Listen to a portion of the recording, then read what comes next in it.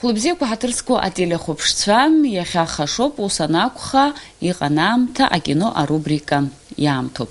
Уаха аԥсуа телехәаԥшра аканалаҿы ишәыдаагалоит ажурналист Асҭанда Қьецба иҭылхыз афильм Месть наркома. Уи ижәижәабжьтәи ашықәсқәа ирызкуп. Ижәижәабжьтәи ашықәсқәа ҳрылацәажәарц азыҳәан иахьа ҳастудиахь ааԥхьара иаҳҭеит аполитикатә репрессиақәа раан иҭархаз рассоциациа ахантәаҩы ихаҭыԥуаҩ Иури Латариа. Иури Спиридон-иԥа, хәлыбзиақәа. Бзиақәа.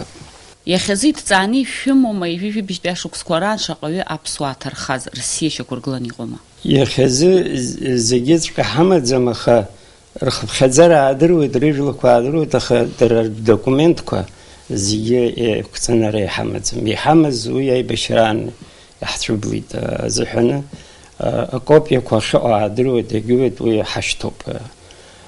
Иахьазы иҳамоу зқьхәышәра анца. Усҟан иҭадырхаз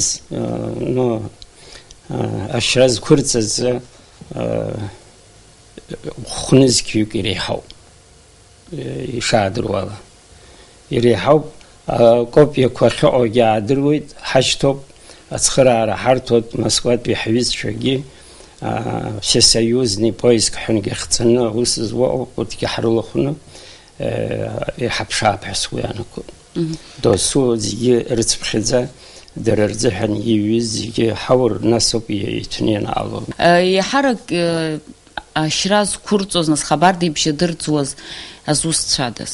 Аҵара змаз ҳәагьы дынрымыжьӡеит, аполитика еилызкаауаз, аҿаԥыц змаз, иқәгыланы аԥсуаа ирыхәараҩыз иҳәан ицәажәараны изҭахыз урҭ зегьы ахара рхараҵаны национализм ҳасабла абас ирықәҵаны ирышьҭан иаҿадырԥо.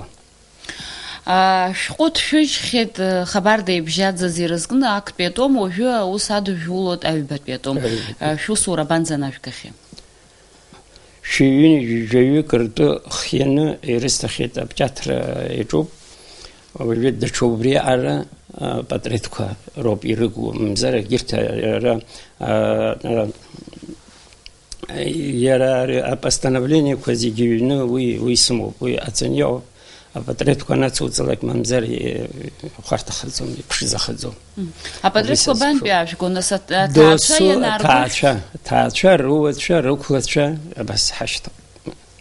Шәылагьы схы иархәаны исҳәоз аҳауа усгьы ирдыруеит дара ирацәаҩны, иашьҭоуп, иаадәылырсырц азыҳәан срыҳәарц сгәы иҭоуп. Жәлала аԥсуа жәлақәа рыла иаҳгозар, иаҳарак ажәлақәа рҟынтә идырӡыз иҭадырхаз азусҭцәада? Лакәара ауп, аишбақәа ауп, нас ус наизусть исацәгәы аарауеит, уажәы захьыӡхашҭуа зегьы ауп, Кәыҵниа ауп, Ладариа ауп, лакәара сҳәеит, ус иразикала узҳәаӡом, ирацәаӡаны ауп аԥсуаа зегьы. Абри аҵара зманы ицәажәараны аперспектива змаз иахәаԥшӡомызт, даԥсуазар всё дрымицо. Аҩбатәи атом анҭшәыжьлак ахԥатәи атом азыҳәан аматериалқәа реизгара шәалагоуп? Ҩынҩажәижәыхә сымоуп ахԥатәи атом аҿы, аха ҩынҩажәыхә азхаӡом, уа аҵатәуп. Ара уажәы аҭагылазаашьа шыҟоу ала иахьыҟоу аадыруеит, аха уа анеира иманшәалаӡам даара иахьала. Ари акопиас иамаз усҟан ҳара ҳтәыла ишахьӡыз автономная республика ҳакәын, ареабилитациа шааҳҵоз ус акәын, қарҭ акәын ҳцәахьааз. Москва идәықәҳҵоз, раԥхьаӡа идәықәырҵоз усҟан са сааӡамызт усгьы. Уахь идәықәырҵоз урҭ ркопиақәа ҳамоуп, Москва иааз. Архивантәи аазгахьеит. Усҟан ареабилитациа иаарҵаз акопиақәа қарҭоуп иахьыҟоу. Микьана зымеицәажәарц цқьа бзианы алацәажәара ҭахуп, Москвала иара убригьы ус арекомендациақәа аҵаны егьины иҳауп ҳәа ҳақәгәыӷуеит. Ижәижәабжьтәи ашықәс анахара здырҵаз Аха иацәынхаз ҳәа аԥсуааӡәыр дыҟоума? Зыԥсыҭаны реабилитациа зыруз дыҟоума? Азҵаара иашоуп, аха быржәаакьысгьы иҭыҵыз азакәан, иҭыҵыз абарҭ иҳархиаз аусқәа рыла, убри изеиԥш азакәан ҭыҵит ауаа конфискациа, полная конфискациа ҳәа акәын ишрымаз зегьы имущество. Ауаҭахқәа, аҩнқәа ирымақәа зегьы конфискациа зыруан. Убри аус анаала возврат ҳәа азакәан ыҟоуп аҵашьа амаӡам. Аҵашьа изамуиоуп ашаҳаҭшааӡа. Вот, например, са саб иҩны Ҷоҷо улицала дынхон, убри издыруеит ҳахьынхоз, исгәалашәаӡом хәыҷын, аха издыруеит ашьҭахь ҳанеилон егьиуан. Убра снеин, убри инхоз аӡәгьы ирымаӡам, аӡәгьы даҟаӡам исышәҭҳәаз ҳәашьа. Урҭ ҳара ахәыҷқәа усҟан ҩышықәса, хышықәса зхыҵуаз урҭ как свидетели не идут, ицаӡом. Азыҳәан уи даҽакала ирмыӡбозар, ус ииашаны ашаҳаҭшәааӡам зегьы ԥсхьеит.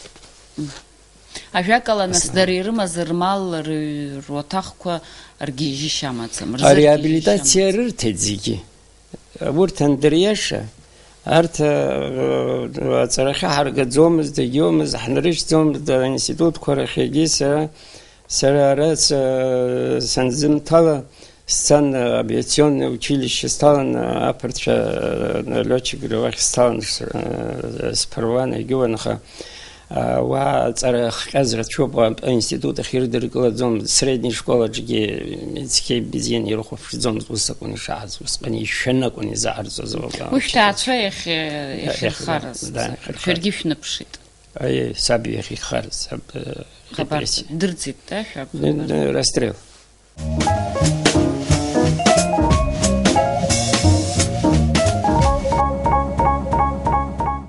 Кәыдраӡиас ахықәан ирацәаҩны иршьит рҳәеит. Иашам, убыс иҟан аҭагылазаашьа, нас адырҩаҽны хыхь анышә рықәырԥсозар акәхарын, адырҩаҽны ауаа неи, абас нас ашьах рыла иаҟан рҳәеит.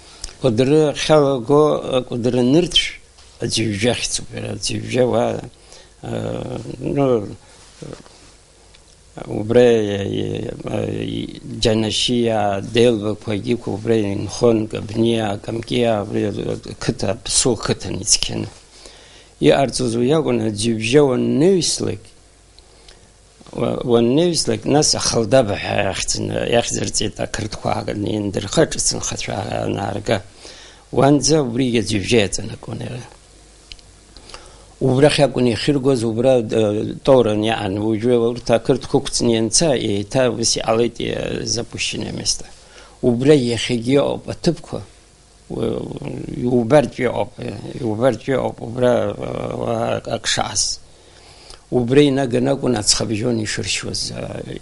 Иесуах акәӡамызт, аха амшқәа рыԥсахуан, зны ашәахьы иҟарҵон, зны амҽыша иҟарҵон, ишырҭахыз ҵхабжьон инеиуан. Убра машәырла, убри збаны иаалаз иаргьы уадыршьыр акәхеит. Убас акәын азакәан шааз. Никто, чтоб не заметил иахьыршьыз, ианыршьыз егьиҳәа. Убра иаалаз акызаҵәык сара ашәҟәы ианҵаны исымоуп, уи убра дыршьит быҭәбак. Убри дшыршьуаз збаз, аԥсыӡ зкуаз убра даҟан ԥлиа. Уажәы иара апенсиаҿ дыҟоуп, иаб, убри иаб иакәын, ԥсҩыза бзиа иоуп иара. Убри аԥсыӡқәа икуаз магьозын, лҿааз ҵхабжьон, ахысыбжьан иаҳа еиликаан дыԥшын, быҭәбак зеихсыз дыҩн ддәықәлеит, дхон, аха дыҩн ддәықәлан, аха ихьӡан дыршьит. Иара уаҵәҟьа абас солдат баҳала данхәыҵаржын, ицеит, ари иҽӡаны дтәан, дырбазҭгьы, как свидетель дыршьуан иаргьы. Нас уи иаалахь усоуп иоуп изысҳәо. Нас ари дцан иреиҳәеит уи ауха. Дцан быҭәаа иреиҳәеит, аҭаратәи быҭәаагьы иреиҳәан, иаан убри аҩӡбак даҟан иара ианшьа убригьы. Убырҭ ааин дыҵхны дганы уаҩҵас дыржырц. Убри инақәырк, أجترخ يجي تركي جاب شو كسرقتني تركي إما إزما زيد واحد لبسيب رعيرش تنجين وبري الله خديتي يلهم كسري حدر زيادة بس أكون زبان شكل نشاز وين روبا يسمو بخوي قرام تحمزم постановление ан. Никто не должен знать, когда он будет расстрелян, и никто не должен знать другой, кто не имеет прямое отношение к этому мероприятию. Я арбуцин еще не избазки. Прививи бишпя шуксква ирзгна фильм бзиек документалт фильм апцатуп хушгуянам кацой. Уи вожезин хьедзам язах. Зигитрик хаздырд зумбамбацожа сейсумо материал я алаз повествование портрет касумо буги бржакописумо ускана портрет когирыл ргонуса коншарцос и хама я алаз харабит ашхат шигёб избаз ёб ючихвик хаурт ушта бзини чажу гёвас как ркуркиних Гис, конечно, со связи через чую причкан через сокол через чую уи дари из прхагаха за стазер чую пара хай толари хамзбуг яцмс джихади царама современные лахтхуб чаще здравия Елкап итабу идутсан итабу ам табшана хдырат рахшахаз дари табу Потом что я хазтысыз, я хысыз. Аши юдру зароб, а бзи юдру зароб, и на ухыслы гаштахки. Табу пидутсан. Зяшимза. Хатырску телехопшцау, жой да гало, это журналист Астанда Кецпхал, фильм есть наркома, а хопшра сара, бзи расхопша света не исто хепшаранца.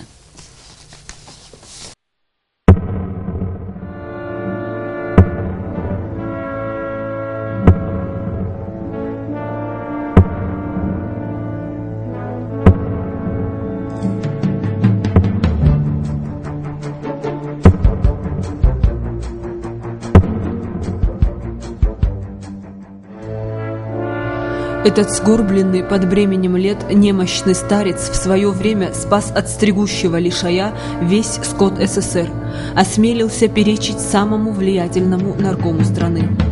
Лаврентий Берия испытывал личную неприязнь к Кузьме Куликову и не преминул отомстить.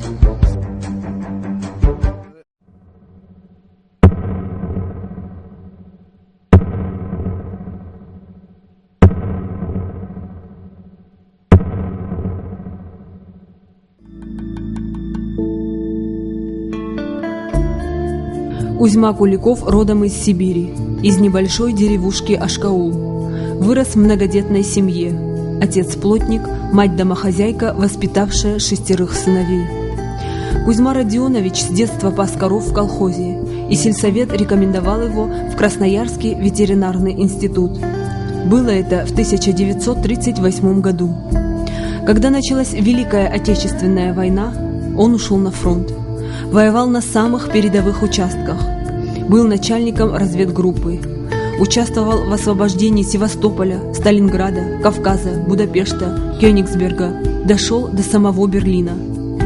Не раз был ранен. В рукопашном бою под Сталинградом едва избежал смерти. После тяжелых ранений генерал Иван Кондратьев, которому Куликов однажды в бою спас жизнь, взял его в адъютанты. Тогда-то и произошла встреча, позже кардинально изменившая судьбу Кузьмы Родионовича.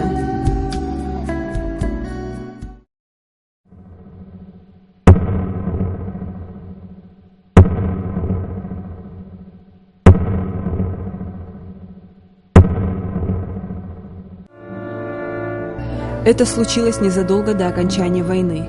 Генерал Кондратьев проводил важное совещание. Он приказал адъютанту Куликову никого не пропускать в кабинет. Кузьма Куликов встал у дверей. Вдруг в помещение врывается Лаврентий Берия со своей свитой. Его образ навсегда врезался в память. Одет с иголочки, в белый костюм и лакированные ботинки. Куликов сразу узнал человека в пенсне, который решительно направился в кабинет генерала. И тогда адъютант преградил ему путь, сказав, что входить нельзя. На мгновение Берия замер. Потом рассердился и стал кричать на него, но Куликов был непоколебим. «Я выполняю приказ генерала», — еще раз повторил адъютант. Берия был взбешен от такой неслыханной дерзости. Он метался по комнате, едва подавляя обуревавшие эмоции. После совещания генерал вышел к высокому гостю. И тут Лаврентий Павлович не выдержал. «Этот человек посмел меня к вам не пустить, надо его отдать под трибунал». На что Кондратьев возразил: «Адъютант выполнял мой приказ». Затем оба зашли в кабинет. Выйдя оттуда, Берия посмотрел на Куликова и сказал: «Мы еще встретимся». Я говорю, мне генерал приказал никого не пропускать. Но не пустил их. Он ходил по комнате ходил. Злой, очень злой был. Охрана была наготове его. А потом генерал, когда вышел, он говорит, надо его под трибунал отдать. Он меня не пропустил. А генерал говорит, я ему приказал. А как вы осмелились сказать ему нет? Вы не узнали Берия? Почему не узнал? Мне генерал приказал, я обязан был это сказать. После войны Куликов поселился в Крыму, работал ветврачом. В то время по всему Союзу свирепствовал стригущий лишай. Наблюдался огромный падеж скота. Заражались даже люди, и некому было справиться с бедой. Ветеринар Кузьма Куликов, которому даже институт не довелось закончить, изобрел новый способ избавления от лишая. Лечил только травами, но всегда эффективно. Ездил по всей стране, побывал даже в самых отдаленных ее уголках. Меня направляли в колхозы, совхозы, и в Сибирь посылали меня тоже. Посылали меня по всему Советскому Союзу. И надо было самому мне, потому что если другие будут, они не вылечат, потом большая неприятность будет. Избегая неприятностей, я сам занимался лечением. Я знаю, что вылечу. Высшее руководство оценило труд Куликова. За заслуги в ветеринарии он получил сталинскую премию. Сталину доложили, что вот Куликов Кузьма Родионович весь скот вылечил изобретение, и мне сталинскую премию дали. В то время 300 тысяч в 1940 году. Это большие деньги были. Благодаря его стараниям в стране резко прекратился падеж скота. Министр сельского хозяйства лично попросил его поработать в Абхазии, где лишай никто не лечил. В конце 40-х годов в Абхазии эпидемия лишая стала приобретать все большие масштабы. И Куликова из Москвы направили сюда. Здесь ему дали казенный мотоцикл, на нем он ездил по всей республике, спасая от заболевания крупный рогатый скот.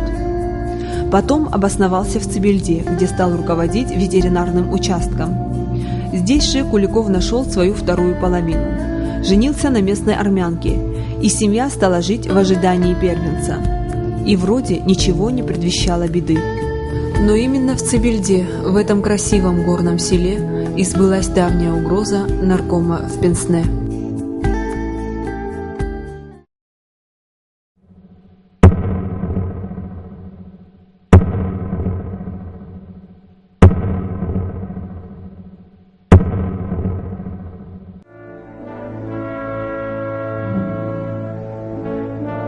Цибельду часто посещали именитые гости, партийная верхушка Абхазии и Грузии. Для увеселительных застолий шли под нос животные, спасенные от болезни Куликовым. Ветеринара не раз заставляли списывать скот, погибший якобы от лишая. Это не нравилось Куликову, но когда он начинал возражать, ему объясняли, что, дескать, надо мыслить по-государственному, нужно красиво принять важных гостей. И ветеринар уступал. Но однажды он наотрез отказался подписать липовый документ. Вот резали одна за другой и туда в село, потому что это правительство, райком, собкома и даже с Грузии приезжали в село туда. Там-то место хорошее, Цибельде, курортное, вы сами знаете. Вот. Ну, скот резали, все. А меня пригласили в столовую как специалиста, чтобы я написал справку, что мясо пищегодное. Вот. А я пришел туда, а нет, оказалось, что она стенная корова. Ей только где-то, может быть, месяц осталось до отела. Я говорю, что вы делаете? Это вредительство, разве можно так делать? Я не стал документов вписывать, никакое все. Куликов не поддался ни на какие уговоры, и за это строптивого ветеринара решили наказать. В ход пошли провокации. Его пригласили на обед в столовую, где за столом сидели люди из райкома. Они подчеркнуто вежливо приняли Куликова в свою компанию. После выпитого спиртного среди гостей развязалась драка. Куликов стоял на стороне и наблюдал. И вдруг со стола упал портрет Берия в рамке со стеклом и разбился. Куликова тут же схватили, скрутили руки и объявили врагом народа. Они это специально поставили туда портрет, оказывается. Стол отодвинули, портрет упал, разбился стекло. А меня за руку схватили и на меня говорят, это ты,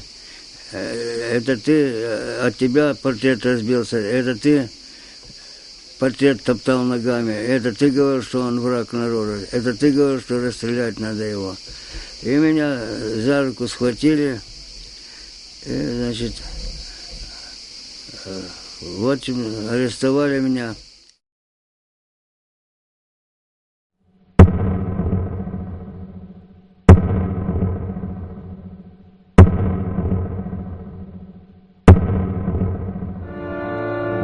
В тот же вечер Куликова отправили в отделение милиции. После допроса его отпустили на ночь. Я говорю, знаете, что я печать не сдал, надо печать мне сдать. Ну, иди печать сдай и приходи.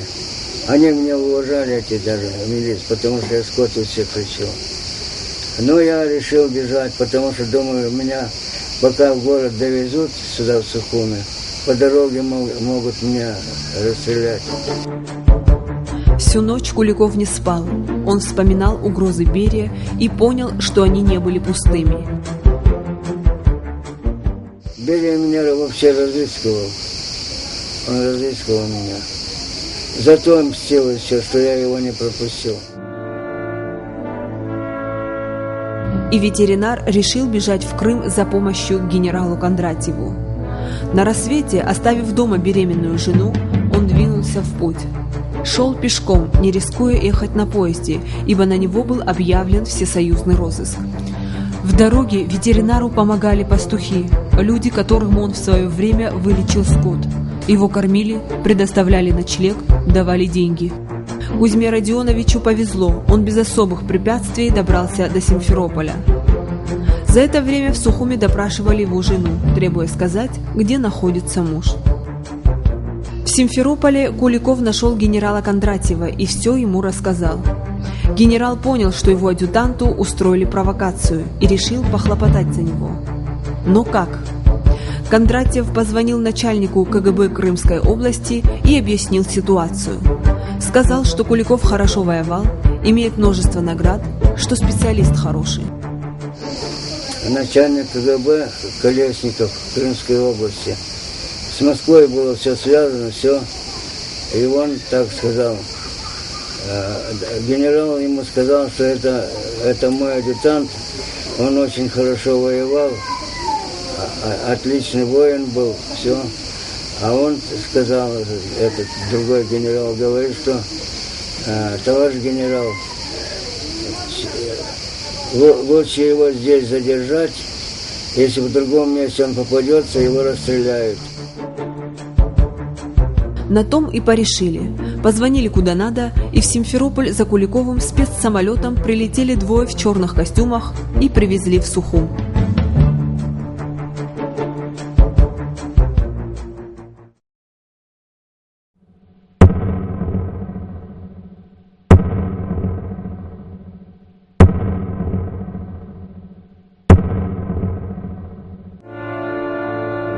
В В Сухуми Куликов оказался в 5-й камере КГБ.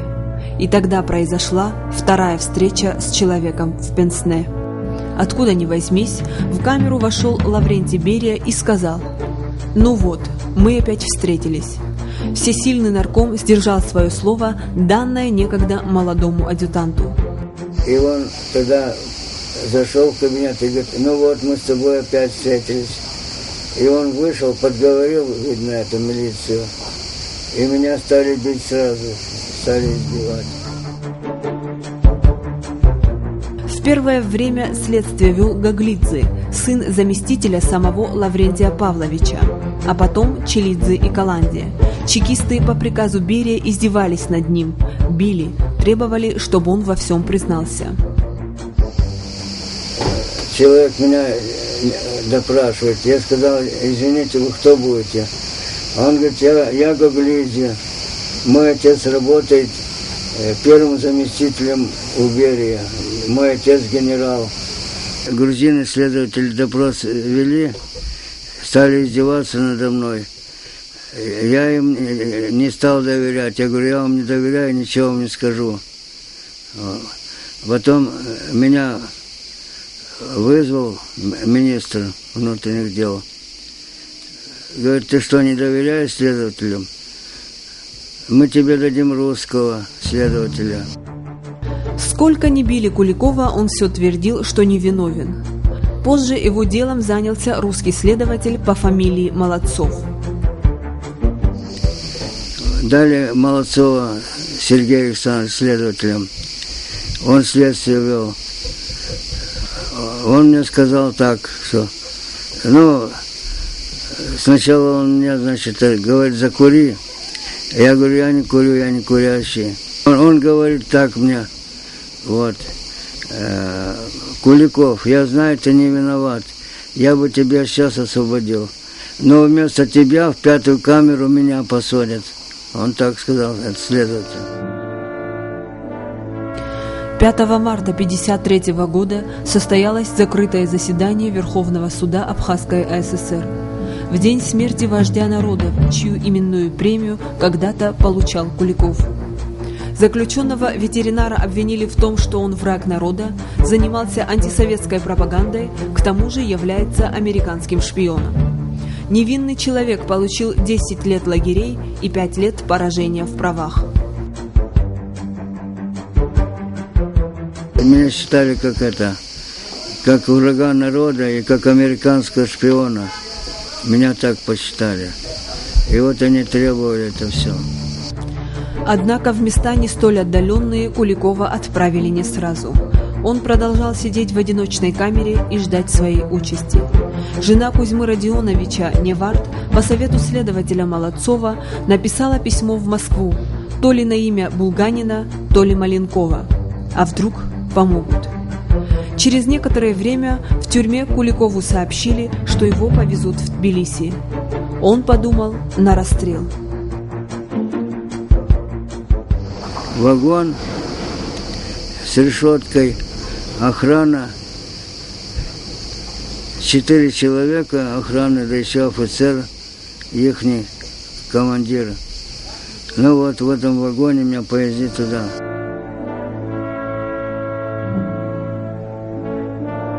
В Тбилиси в отделении МГБ в темной комнате без окон сидели 3 в штатском.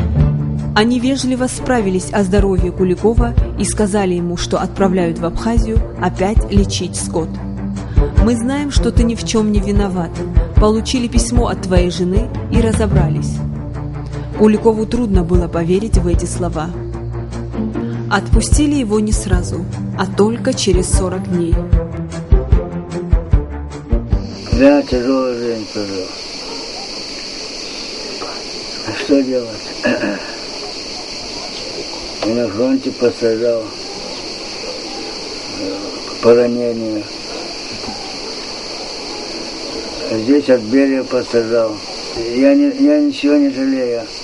Это очень хорошая специальность, хорошая работа. Куда ни прихожу, скот вылечу.